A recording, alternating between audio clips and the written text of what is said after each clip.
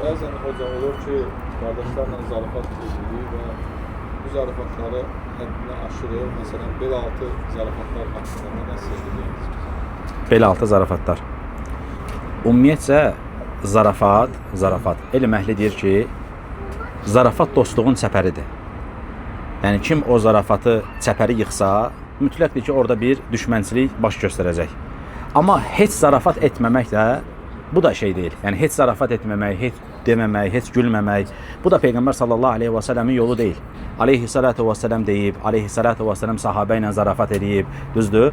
Yəni, lakin orta yollu olmaq lazımdır. Necə sələflər deyərdilər ki, zarafatın deyir, çalış yeməyə qatdığın duz kimi olsun.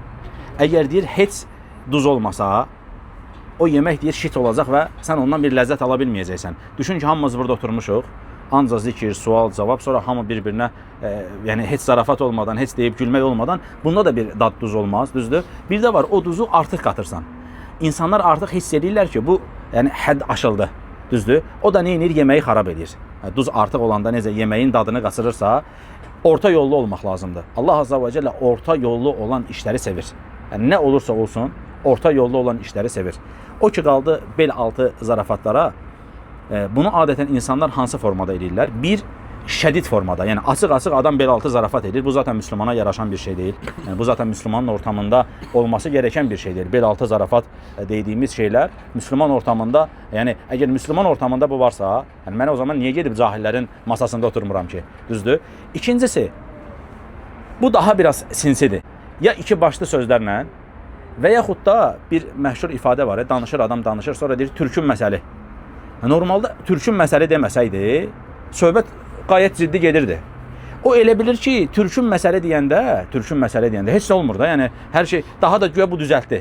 Bərbad hala saldı. Bərbad hala.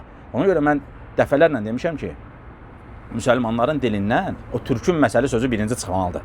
Yəni türkün məsələ demək işi düzəltmir. İşi daha da pis yerə. Mən səndən ciddi söhbət edirəm. İndi ağzımdan da bizdə də yəni sözlər hər biri, aleykümselam, sözlər hər biri fərqli mənaya elə olub ki, biabırçılıq.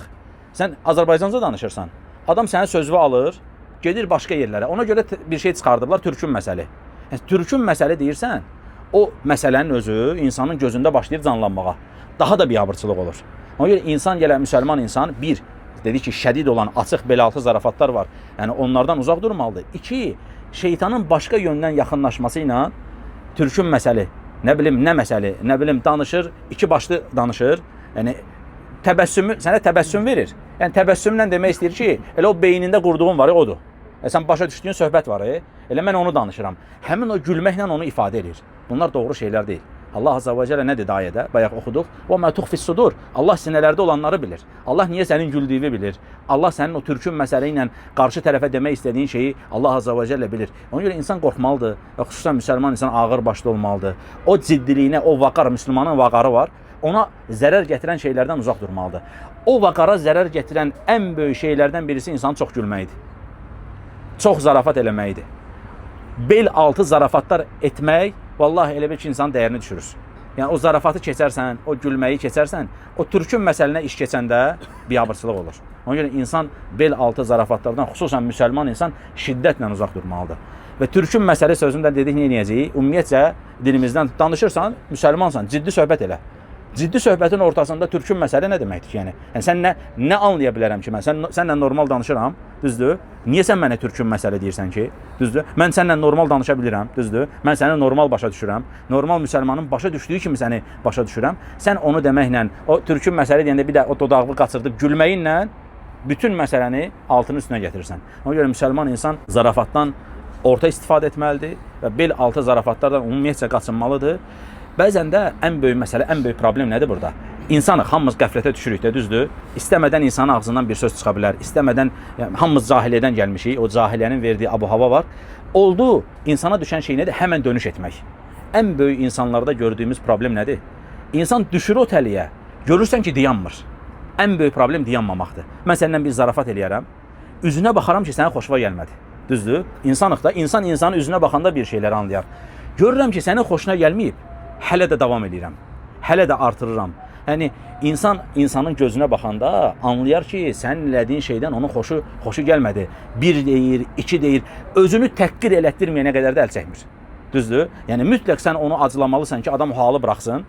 O hala qədər də adam sənin üzündən anlamır, baxışından anlamır, heç bir şeyindən anlamır. Belə insanlar günün sonunda da gəlir hara? Qarşı tərəf məcbur artıq bir etiraz etmək məcburiyyətindədir. Günün sonunda gəlir düşmənçilik, qəlblərdə olan kin, qəlblərdə olan buğza çevrilir. Ona görə üzərimizə düşən şey odur ki, etdik, baxdıq ki, xoş olmadı, abu-hava pozuldu. Həmən geri dönüş etmək, Allaha tövbə eləmək və qardaşı da qırağa çəkib ondan halallıq almaq, üzr istəmək bütün şeyləri bərabərində insanın qəlbində olanı yumşaldır. Amma yox, sən bunu etdikdən sonra adamın xoşuna gəlmədi, bir də üzərinə getdin, adam həyasından sustu, bir də adamdan sevgi gözləmək, bir də o adamın yenə niyə bu adam sifət elədi getdi, niyə bu adam sağollaşmadan getdi deməyin əbəsdir. Ona görə müsəlman insan yəni Allahın verdiyi bir bəsirətlə ortamda olan hər şeyə diqqət etməlidir. Bu qardaşda niyə küskünlük var? Bəlkə məclisdə bir şey olub, bəlkə mənim ağzımdan bir şey çıxıb, bəlkə qardaş qardaşın qəlbinə deyib, hər şeyə diqqət etmək zorundayıq. Deyə bilərəm, Allah ən doğrusunu bilir.